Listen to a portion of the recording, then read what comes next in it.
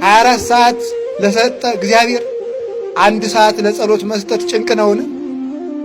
24 ሰዓት ለሰጠ እግዚአብሔር 40 ዘመን ለሰጠ እግዚአብሔር በ40 ደቂቃ መስጠት ጭንቅ ነውን? ጭንቅ ነው።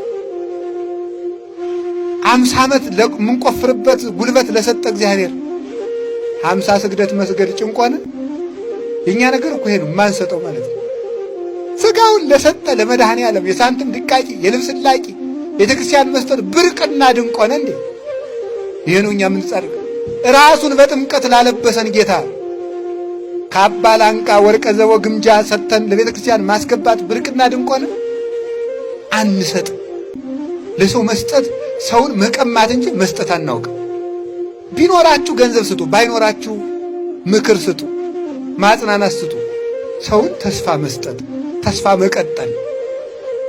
በስምሽ ያዘነውን ያረጋጋውን እምርልሻለሁ እኮ ያለ እንዲሁ መስጠት ባይሆንልህ አይዞህ ድንግል ማርያምን ያህል እናት እያለ ያለውን ማለት ነው።